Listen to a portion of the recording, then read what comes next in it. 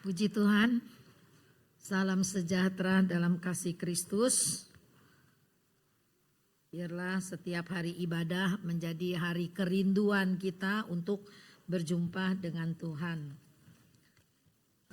Kita udah diberkati oleh kesaksian dari Ibu Esther yang luar biasa. Saya aja baru dengar ini ya ceritanya, kecelakaan itu begitu hebat ya. Tapi Pak Samiaji bentuknya tidak berubah. Masih tetap seperti yang Tuhan ciptakan.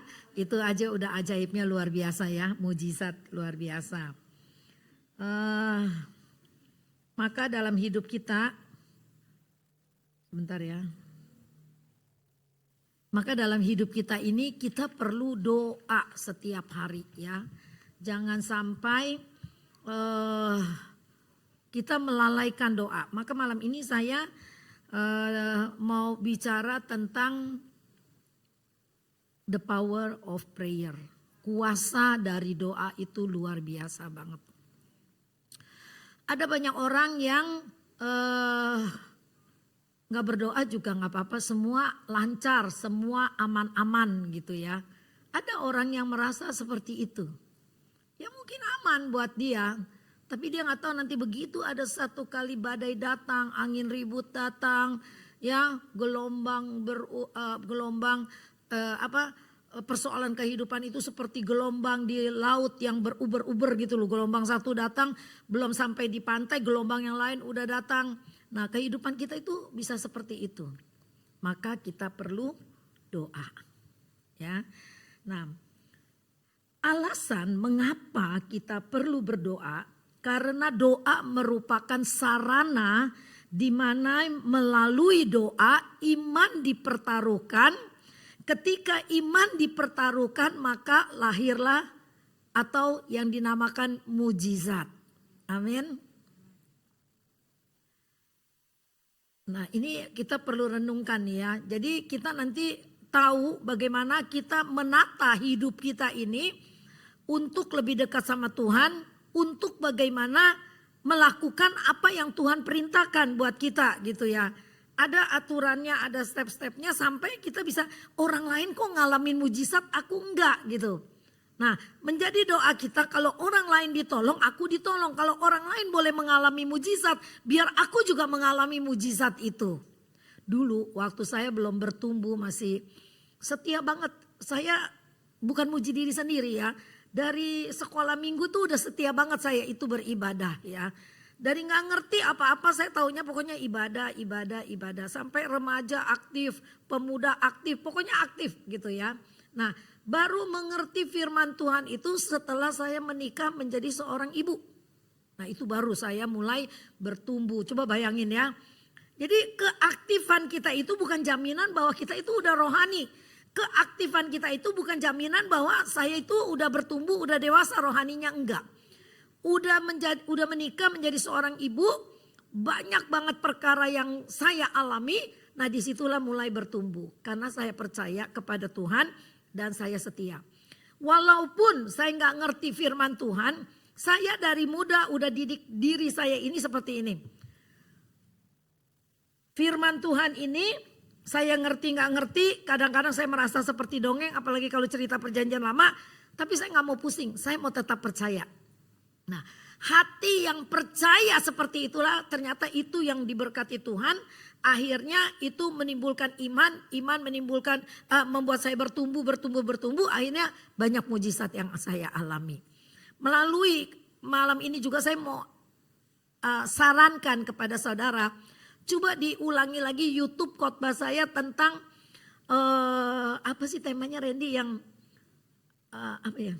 asap pisau itu, apa judulnya saya juga lupa tuh. Pisau tumpul ya. Iya, judulnya itu. Itu diulang lagi, saya aja diulang-ulang lagi loh. Saya di pembawa berita itu tapi salah ya.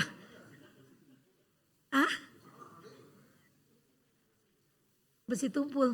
Oh iya ya, saya juga lupa. Saya yang bokot baju saya lupa judulnya. Pisau tumpul. Ya artinya gini. Sepintas lalu begini artinya iman kita jangan tumpul lah gitu ya. Jadi dianalogikan dengan pisau tuh kalau tumpul nggak ada gunanya gitu loh. Tapi kalau pisaunya tajam kita gunakan dengan baik, dia itu sangat bermanfaat banget. Jadi ulangi lagi. Saya tuh kalau pagi sambil saya masak, setelah saya jam doa saya selesai, saya kirim renungan. Kadang-kadang saya putar lagi itu, selain Edis TV saya putar lagi itu khotbah-khotbah saya. Duh, saya kayak lagi endorse si Edis aja ya. Emang saya senang banget sih nontonnya gitu ya. Jadi ngerti gitu ya. Jadi itu perlu didengar berulang-ulang. Karena daya serap otak kita cuma bisa 20% loh. 20%. Makanya kalau saya khotbah sampai 2 jam gitu misalnya, Anda cuma bisa nyerap 20%, 80%-nya itu hilang. Kata Pak Ishak Tulus kemarin berapa? 2% ya. Begitu keluar aja nanti kalau udah ribut-ribut berantem tinggal 1%. Sampai rumah habis sudah. Nggak ada sisanya lagi gitu ya. Nah makanya kita mesti pintar menyikapi waktu dan menyikapi hati kita ya. Tanpa doa kita sulit punya iman. Ya. Makanya bukan artinya kita iman itu begitu gampangnya kita menyebutkan iman. Tapi kalau Anda tidak berdoa, iman Anda adalah iman yang kosong. Seringkali bilang orang beriman tapi perbuatannya tidak mencerminkan orang beriman. Ya, iman tidak dapat bekerja. Nah gini ya, tanpa doa sulit meraih iman. Iman tidak dapat bekerja tanpa doa. Berarti doa dan iman itu harus bersamaan. Itu baru bisa menjadi satu kekuatan yang luar biasa yang mendatangkan mujizat dalam kehidupan kita. Nanti ada beberapa kesaksian yang akan saya berikan. Nah, orang yang datang kepada Tuhan harus mempunyai iman. Artinya begini, kita yakin Allah itu ada, kita yakin firman-Nya itu berkuasa. Banyak orang datang ke gereja dia nggak ngerti kenapa pikirannya kosong. Ketika firman datang cuma lewat. Kayak iklan dia cuma lewat aja gitu. Nggak ada yang nyantol di hatinya. Saya selalu nggak berharap semua Anda ingat khotbah saya apa. Tapi setidaknya dari judulnya atau ada beberapa kalimat yang boleh kita ingat. Nah kalimat yang kita ingat itu nanti yang akan akhirnya terurai sendiri oleh pertolongan Roh Kudus gitu. Saya nggak pernah kuliah gitu kan ya. Sampai umur berapa ya? 50 lebih itu yang saya kuliah teologi itu. Saya baru ngerti gini waktu bikin skripsi. Waktu bikin skripsi itu kita mesti bikin judulnya dulu. Terus bikin dulu kesimpulannya. Baru nanti diurai. Jadi bikin dulu kesimpulannya di depan itu nanti baru penjelasannya detailnya itu. Keynote-nya itu nanti semua mengikuti di belakang. Nah saya merasa ketika saya belajar firman. Mau mengajarkan firman kepada orang juga begitu. Selalu saya tarik satu kesimpulan atau judulnya apa. Nanti dari situ saya kalau lagi dulu minggu depan mau bawa firman apa ya gitu ya. Saya tarik satu judul dulu. Dari judul itu terus baru nanti hikmat itu datang. Kesaksian si inilah si itulah. Terus ayat ini ayat itulah. Terus saya buka cari buku-buku panduan gitu ya. Nah itu belajarnya seperti itu. Dan sampai hari ini saya bisa melayani pekerjaan Tuhan. Iman datang dengan cara yang berbeda. Satu, melalui pendengaran firman Tuhan. Yang dikatakan dalam Roma 10 ayat 17 bahwa iman timbul dari mendengar akan firman Allah. Ya, jadi kalau kita nggak dengar firman Allah bagaimana bisa timbul iman? Maka kita harus dengar firman Allah. Baru timbul iman. Terus iman juga bisa datang melalui kita berdoa di dalam roh. Ya, ketika kita berdoa dalam roh kita bisa menikmati suasana itu. Nah itu di situ bisa timbul iman. Aku semakin yakin sama Tuhan. Aku semakin percaya sama Tuhan. Itu bisa baca di dalam Yudas 20. Ya, Yudas 20. Nah. Kalau dikatakan tadi yang pertama, iman datang melalui pendengaran firman Allah, maka pendengaran akan firman Allah itu perlu dibangun oleh doa. Maka tadi saya bilang firman dan doa itu harus jadi satu kesaksian. Jangan Anda bilang aku suka berdoa tapi kamu nggak suka baca firman, kamu nggak senang dengar firman, atau kamu senang dengar firman tapi kamu nggak pernah berdoa gitu ya. Nggak bisa. Ini mesti berjalan beriringan. Dengar firman, berdoa juga dengar firman ya. Nah, doa membuka hati kita untuk menerima iman, untuk mengalami jamahan Allah di dalam roh ketika kita berdoa. Nah, ketika kita bisa mempraktekkan ini, bisa ada satu keindahan yang kita alami di dalam kehidupan kita. Yuk kita baca ayatnya sama-sama. Kolose 2 ayat 4. Kolose 2 ayat 4 di screen aja. Kolose 2 ayat 4.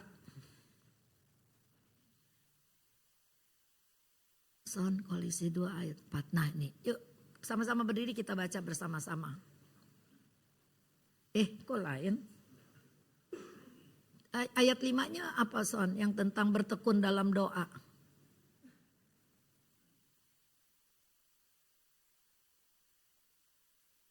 Salah kok saya ya. Kalau Kolose 2 ayat 4. Coba ada yang bisa cari nggak di HP? Yang tentang bertekun dalam doa. Kita harus tekun dalam doa. Oh terbalik ya. 4 ayat 2. Makasih Bang Ari. Saya nggak ngeliat mukanya, saya tahu itu suaranya. Keren ya. Yuk baca sama-sama 2, 3. Bertekunlah dalam doa dan pada itu berjaga-jagalah sambil mengucap syukur. Kita lanjut, jangan duduk dulu. Matius 26 ayat 40-41. Matius 26 ayat 40-41, 1, 2, 3. Setelah itu ia kembali kepada murid-muridnya itu dan mendapati mereka sedang tidur. Dan ia berkata kepada Petrus, tidakkah kamu sanggup berjaga-jaga 1 jam dengan aku? Ayat 41. Berjaga-jagalah dan berdoalah supaya kamu jangan jatuh ke dalam pencobaan.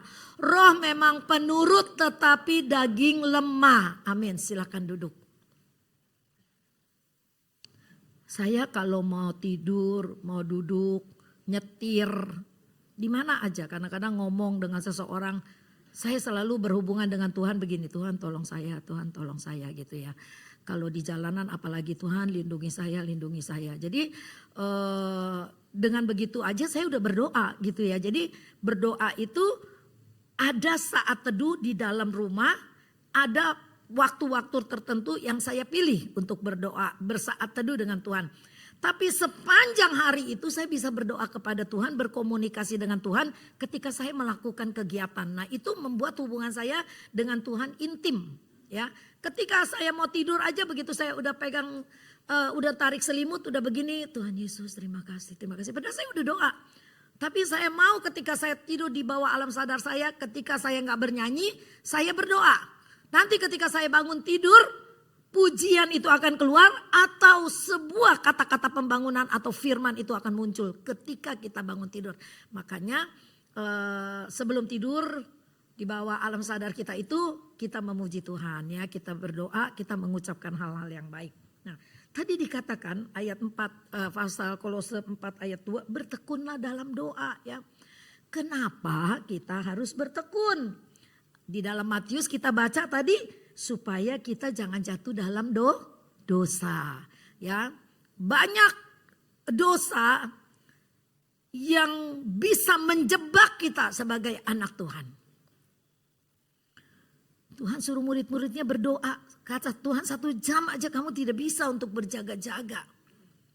Tidakkah kamu sanggup berjaga-jaga 1 jam saja dengan aku? Berjaga-jaga dan berdoalah supaya kamu jangan jatuh dalam pencobaan.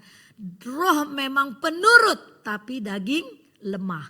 Maka kalau pikiran kita, hati kita tidak dikuasai oleh Roh Kudus, maka daging yang lemah itu akan nurut kepada kedagingan kita. Tapi kalau kita menjadi tawanan roh, kita dikuasai oleh Roh Kudus, kita senang memperkatakan firman Allah, maka kita dikuasai oleh Roh Kudus, kita akan dipimpin oleh Roh Kudus. Maka kita akan dipimpin oleh roh yang penurut. Roh bilang ayo berdoa, ayo ibadah. Ayo ikut kegiatan ya. Roh Kudus itu akan memimpin seperti itu. Roh Kudus gak mungkin ngajak kamu ayo kita ke disco. Gak usah Sekinah gitu. Itu bukan Roh Kudus ya. Itu roh setan yang mengganggu kita. Untuk kita menjadi orang yang murtad di hadapan Tuhan. Nah, tekun itu bagaimana sih? Tekun itu bagaimana? Doa terus gitu. Tekun itu bagaimana? Saya catat 3. Bertekun itu artinya ketika kita bisa berdoa, besoknya ada kesempatan kita lakukan lagi. Besoknya ada kesempatan kita lakukan lagi. Jadi kita selalu mencari kesempatan untuk melakukan lagi. Berdoa maksudnya, berdoa bukan berbuat dosa.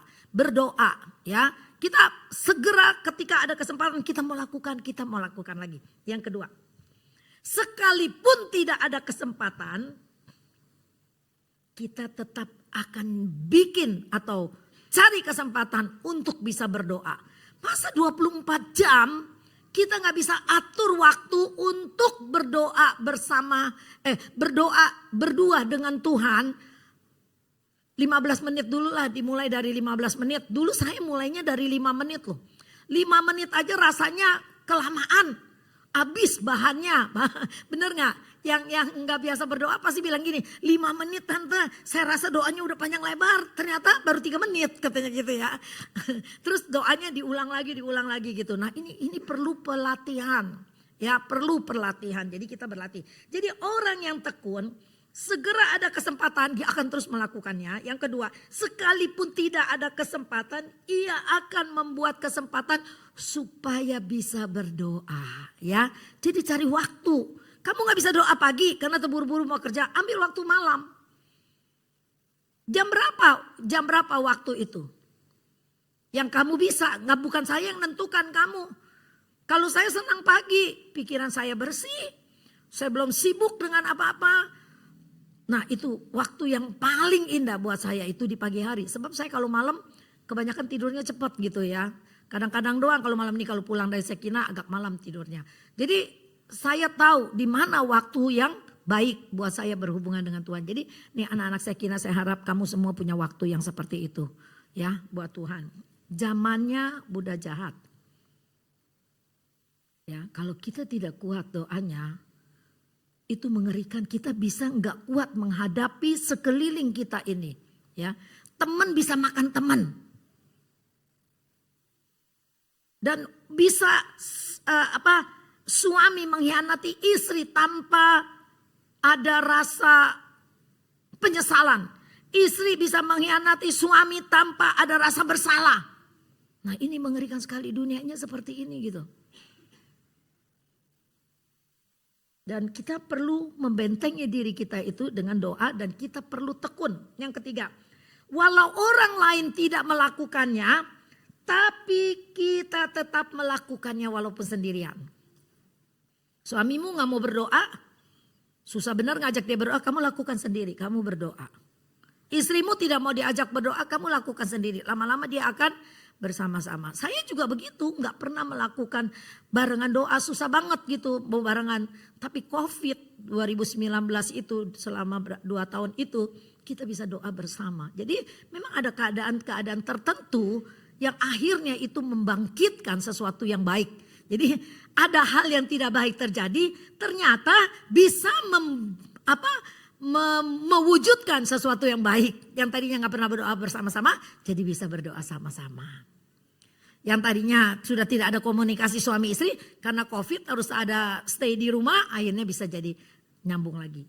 Nah itu ketekunan itu pasti mendatangkan sesuatu yang baik. Nah ketekunan itu seperti 3 hal yang saya uraikan itu merupakan sebuah prinsip, betul gak? Prinsip yang kuat. Kita mesti punya prinsip yang kuat. Nah, firman Tuhan tadi bilang, kenapa orang bisa tekun berdoa? Nah, tadi kan ditanya gini sama saya bikin pertanyaan-pertanyaan itu ya, tekun itu bagaimana sih? Seperti yang tadi ya, ada kesempatan terus berdoa. Sekalipun tidak ada kesempatan, kita cari kesempatan untuk bisa berdoa. Walau orang lain tidak melakukannya, aku mau melakukannya. Itu orang yang tekun.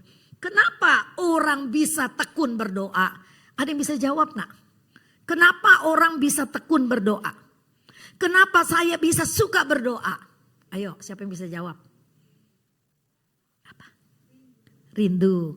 Oke, boleh. Terus apalagi yang bagian sini? Takut salah biasanya kalau ditanya ya. Udah saya gak maksa dah gitu ya. Ntar kalau ada kesempatan saya beli beng-beng, saya bagi-bagiin dah. Saya yakin Anda semua bisa gitu ya. Kenapa orang bisa tekun berdoa? Satu, rindu. Yang paling benar kenapa kita mau tekun berdoa adalah memang benar selalu ada rasa rindu. Kenapa kita bisa rindu? Ayo. Karena kita cinta, betul gak? Kalau kita gak punya rasa cinta, kita gak ada rasa rindu. Benar? Saya gak cinta sama Samuel karena dia bukan suami saya. Saya nggak ada rindu-rindu begitu yang saya mau tekun mikirin dia, enggak. Kalau dia suami saya akan rasa rindu dan saya terus mau dekat gitu ya. Saya mau terus bersekutu dengan dia, saya mau menikmati waktu-waktu yang indah bersama dia. Nah, kenapa orang bisa tekun berdoa? Karena orang itu mengasihi Tuhan dengan sungguh-sungguh, amin. Matius 22 ayat 37 sampai 39 harus hafal di luar kepala. Dua hukum kasih itu. Ya. Jadi karena kita mengasihi Tuhan dengan segenap hati kita, dengan segenap jiwa kita, dengan segenap kekuatan kita, maka kita mau tekun berdoa. Karena berdoa itu kita menjalin komunikasi dengan Tuhan. Ya, jadi kamu mesti punya cinta kepada Tuhan baru kamu bisa tekun. Kalau kamu nggak cinta sama Tuhan, susah melakukan kalau kamu mau tekun sama Tuhan di dalam doa. Itu saya kalau berdoa di rumah nggak seperti kalau saya berdoa di mimbar penuh dengan formalitas gitu, enggak. Saya berbicara kepada Tuhan, Tuhan hari ini nggak punya duit tapi mau beli ini, mau bayar ini, bayar itu, gitu. Tuhan hari ini saya kayaknya sakit hati. Tadi ada yang begini. Saya ngadu sama Tuhan. Terus saya nangis. Saya berdoa. Sesudahnya apa yang saya alami? Kelegaan. Ya, kelegaan. Yang saya tahu Tuhan sudah mengobati gitu ya. Apa yang menjadi kekecewaan saya. Nah, kita baca Wahyu 11 ayat 1 dan 2. Kenapa kita harus bertekun? Tadi kan tekun itu apa sih? Kenapa orang bisa tekun berdoa? Sekarang kenapa kita harus bertekun? Wahyu 11 ayat 1 dan 2. Ini ada perintah. Kemudian diberikanlah kepadaku sebatang bulu seperti tongkat pengukur rupanya dengan kata-kata yang berikut. Bangunlah dan ukurlah bait suci Allah dan mezbah. Dan mereka yang beribadah di dalamnya. Yang dibilang mezbah itu mezbah dupa ya. Adanya di mana? Mezbah dupa adanya di mana? Pelataran, ruang kudus, ruang maha kudus. Mezbah dupa ada di ruangan mana? Ruangan kudus. Ruangan maha kudus cuma ada tabut perjanjian. Ayat yang kedua bilang begini. Tetapi kecualikan pelataran bait suci yang di sebelah luar, janganlah engkau mengukurnya. Karena ia telah diberikan kepada bangsa-bangsa lain dan mereka akan menginjak-injak kota suci 42 tahun. 42 bulan lamanya. Berarti Anda nggak ngantuk. Kalau Anda ngantuk Anda diam aja. Saya ngomong salah Anda diam aja. Puji Tuhan. Terima kasih ya nggak ngantuk ya. Ya. Jadi di ayat 1 kembali lagi coba Son. Di situ ukurlah, bangunlah dan ukurlah bait suci Allah dan mezbah. Jadi yang diukur orang-orang yang ada di dalam ruangan kudus. Apakah dia menjaga api daripada mezbah dupa itu tetap menyala? Yang dikatakan pagi sore harus diisi minyak. Supaya dupa itu terus menyala dan mengeluarkan bau harum. Orang-orang yang di dalam ada 2 meja roti. Bicara tentang firman Allah. Nah, apakah kita penuh dengan firman Allah hidup kita? Itu yang firman Allah katakan di Wahyu, dikatakan bangunlah, ukurlah bait suci dan mezbah dan mereka yang beribadah di dalamnya. Jadi betul-betul saringan yang ketat. Ya, babak penyisihan kalau saya bilang ya. Nanti disinilah diukur, wah ini mesti out. Enggak sama sekali hidupnya enggak ada di dalam apa yang Tuhan mau gitu ya. Maka itu kita perlu bertekun di dalam doa ya. Kita perlu betul-betul berdoa kepada Tuhan supaya hidup kita semakin hari semakin diperbaiki. Lalu 1 Petrus 5 ayat 7. Coba kita baca lagi. 1 Petrus 5 ayat 7. Serahkanlah segala kekhawatiran kamu kepadanya sebab ia yang memelihara kamu. Terus ayat yang ke-8. Sadarlah dan berjaga-jagalah, lawanmu si iblis berjalan keliling sama seperti singa yang mengaum-ngaum dan mencari orang yang dapat ditelannya. Yang ke-9, lawanlah dia. Ya, dengan iman yang teguh sebab kamu tahu bahwa semua saudaramu di seluruh dunia menanggung penderitaan yang sama. Dari ayat 9 itu saya mau ambil satu kata, lawanlah dia. Iblis selalu menaruh kebimbangan.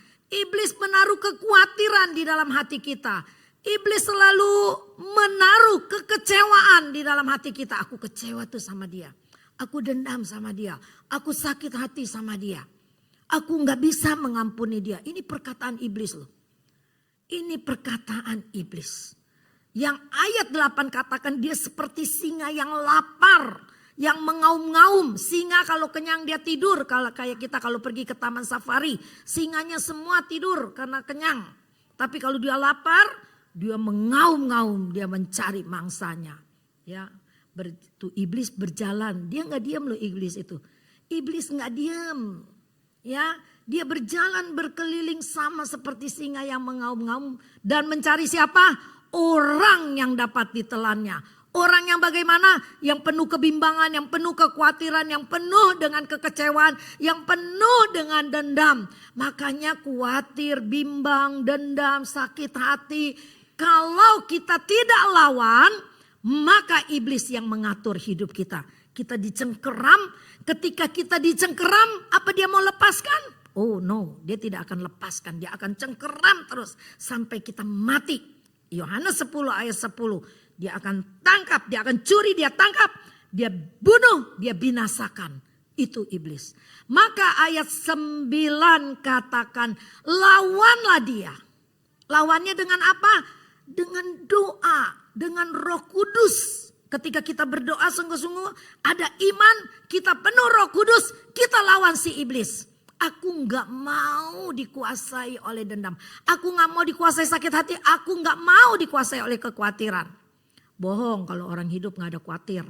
Saya aja khawatir. Tapi ketika saya khawatir, saya gak mau pikirkan kekhawatiran itu. Saya cari kesibukan, saya tetap bekerja. Saya bilang Tuhan, saya percaya pasti ada jalan keluar. Dan itu berkali-kali Tuhan tolong. Makanya aku senang lagu Yesus Setia. Berkali-kali dia tolong. Berkali-kali dia kuatkan. Dalam rasa sakit, dalam lembah kelam, dia ada. Yesus itu setia. Aduh, itu lagu sangat memberkati sekali ya. Maka kita harus lawan ya. Jadi jangan pasrah.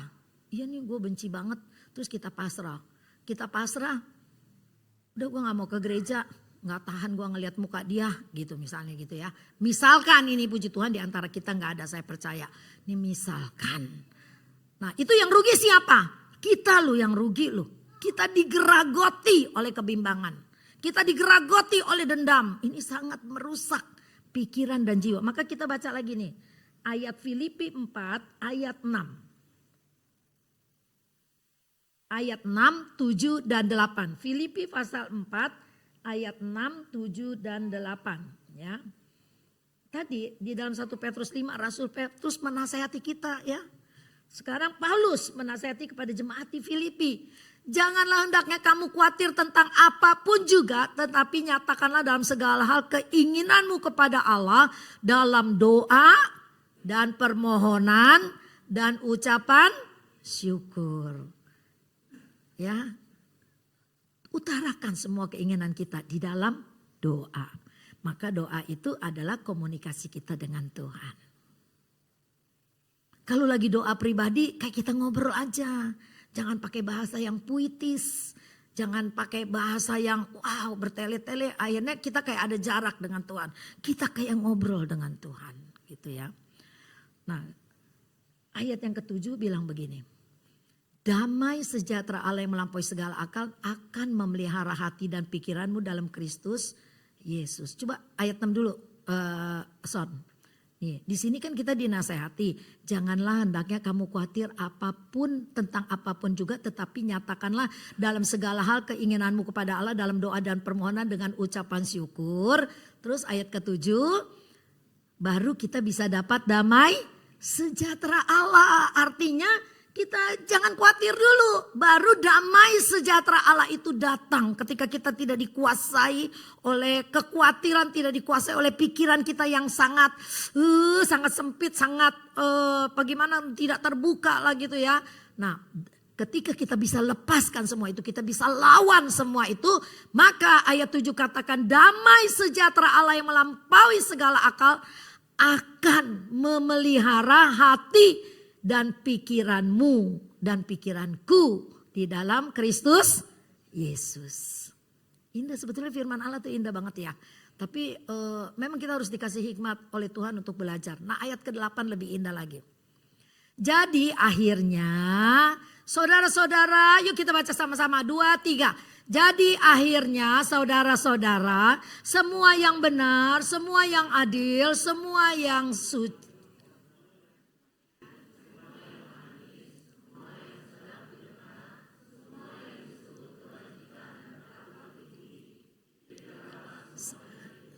Amin. Setelah kita lawan itu, kita buang semua kekhawatiran, damai sejahtera Allah yang melampaui segala akal menguasai kita, pikiran kita. Ayat ke-8 bilang, akhirnya saudara-saudara, yang ada di pikiran kita semua yang benar, semua yang mulia, semua yang adil, semua yang suci, semua yang manis, semua yang sedap didengar, semua yang disebut kebajikan dan patut dipuji. Pikirkanlah semuanya itu. Jadi kita udah digantikan ya cara berpikir kita yang sempit, yang akhirnya membuat kita ketakutan sendiri, akhirnya kita bisa memikirkan sesuatu yang baik, yang manis, yang mulia. Artinya positive thinking ya. Positive thinking. Akhirnya hidupmu penuh dengan kedamaian. Nah, ada sebuah kesaksian begini ya. Kuasa doa itu luar biasa. Ini saya dengar khotbah gitu ya. Khotbah seorang pendeta dari Inggris sangat terkenal sekali, itu namanya J. John. J-nya apa sih saya lupa, Johannes apa-apa gitu ya. Bagus banget dia kasih, bukan ilustrasi loh, dia bilang ini kisah nyata. Kisah nyata itu begini. Ini gereja, sebelahnya tuh ada gedung. Gedung itu kosong, tiba-tiba gedung yang kosong itu dibeli oleh seorang pengusaha. Nah ketika dibeli oleh seorang pengusaha, gedung itu mau dijadikan night club. 24 jam bayangkan. Ini gereja gedungnya nempel, dibeli. Dan dia renovasi, dia mau bikin klub malam 24 jam, bayangkan.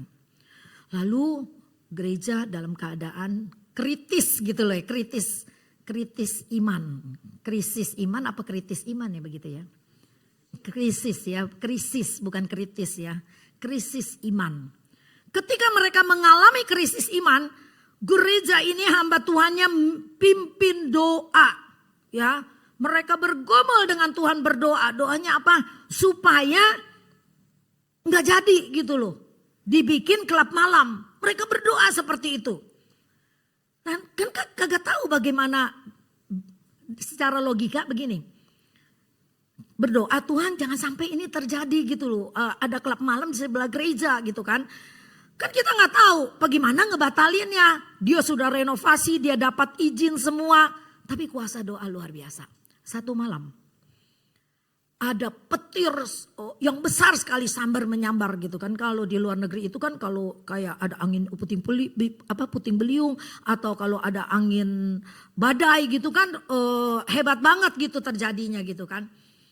Tiba-tiba petir itu menyambar mungkin instalasi pelistrikan di situ. Akhirnya terjadilah kayak konslet. Itu gedung yang sedang direnovasi kebakar. Kebakar tapi gereja gak terbakar. Dia kebakaran cuma gedung dia doang aja kebakar dan habis gitu maksudnya. Kan ini luar biasa ya. Saya waktu dengar khotbah itu saya bilang Tuhan kau tuh ajaib banget. Yang pengusaha ini tahu gereja tidak suka kalau dia bangun klub malam itu. Dia pergi ke pengadilan, dia sue. Dia tuntut gereja. Coba bayangin gereja dituntut. Tuntutannya adalah apa? Karena Tuhan menjawab doa. Ada lucunya ya. Tuntutannya adalah karena Tuhan menjawab doa mereka gitu loh. Jadi hakim bilang ini kasus yang tersulit yang pernah dia alami. Dan itu kisah nyata. Hakim juga gak bisa memutuskan gereja salah. Karena itu alam. Bukan orang bakar. Kalau orang bakar kita tangkap orangnya. Nah ini alam yang terjadi. Siapa yang punya alam? Siapa yang punya kekuasaan terhadap alam? Ya Tuhan. Pergilah tangkap Tuhan sana. Ya kan? Gak ada yang bisa tangkap. Lihat kuasa doa itu seperti itu loh. Luar biasa. Apa yang tidak mungkin kalau kita doakan. Kita gak tahu cara Tuhan bagaimana membela kita. Tapi pembelaan Tuhan itu ada kalau doanya sungguh-sungguh. Jadi doa yang berkuasa itu adalah doa yang sungguh-sungguh.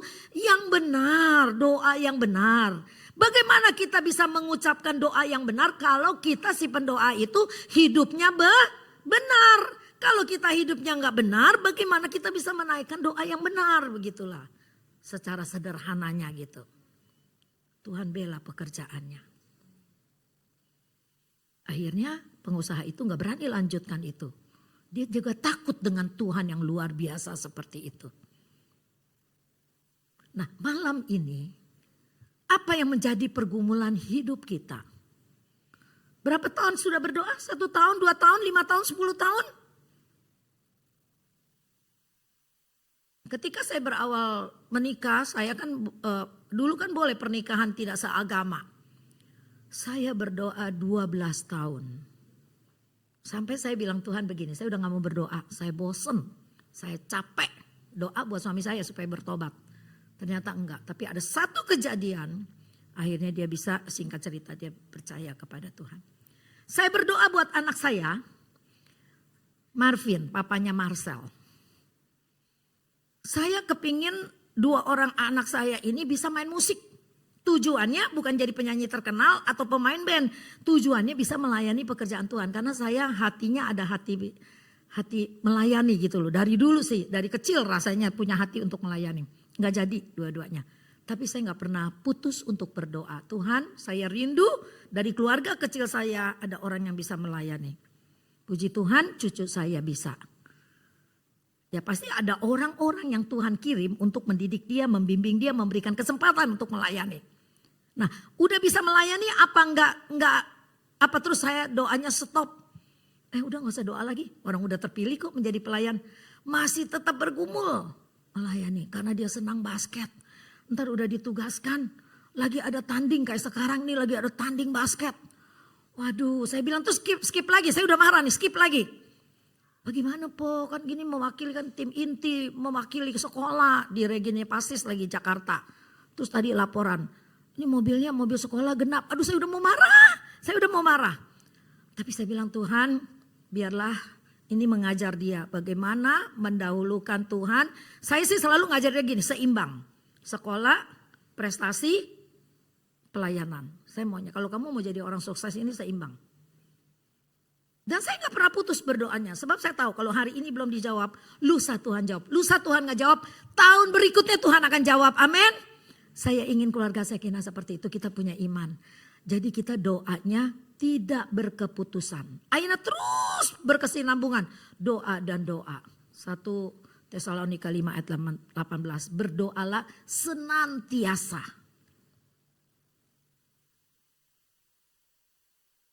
Mungkin ada satu pekerjaan yang kita inginkan tapi gak pernah kita dapatkan sampai hari ini. Doain aja terus. Pasti Tuhan jawab. Tapi dengan waktunya Tuhan, bukan waktunya kita. Sedangkan kita kan keburu marah. Saya maunya Tuhan tahun ini terjadi kayak gini. Ternyata kata Tuhan, enggak, bukan tahun ini. Tahun ini kamu masih seperti ini, harus merangkak. Kita udah gak sabaran. Marah, ngambek, gak mau ke gereja, kurangin pelayanan. Jual mahal kalau enggak gitu kan ya. Tapi mari kita belajar. Kita mau jadi orang yang tekun. Karena ketekunan mendatangkan iman. Iman dan doa mendatangkan mujizat ya. Hidup kita semua kalau kita mau telaah, kita mau pikirkan, hidup kita ini adalah mujizat. Amin. Setiap hari saya rasa saya mujizat. Aduh, setiap hari ada mujizat, setiap hari ada mujizat. Kalau mau cerita banyak banget gitu ya, kesaksian-kesaksian, tapi biarlah sampai di sini saja firman Tuhan. Kita harus rasakan kasih Tuhan, mencintai Dia dengan sungguh-sungguh, dengan segenap hati kita, dengan segenap jiwa kita, dengan segenap kekuatan kita. Artinya hati, pikiran, jiwa, dan tubuh ini untuk Tuhan. Dari ujung kaki sampai ujung kepala ini kita persembahkan itu untuk Tuhan. Roma 12 ayat 1 dan 2. Kalau kita mau persembahkan nama Tuhan artinya jaga kekudusan hidup kita loh. Jaga kekudusan, kita nggak bermain-main dengan dosa. Jaga kekudusan hidup kita. Jaga pikiran kita, jiwa kita ini. Jaga roh kita, hati kita jaga. Jaga tubuh kita untuk kita persembahkan kepada Tuhan. Amin firman Tuhan. Mari kita berdiri.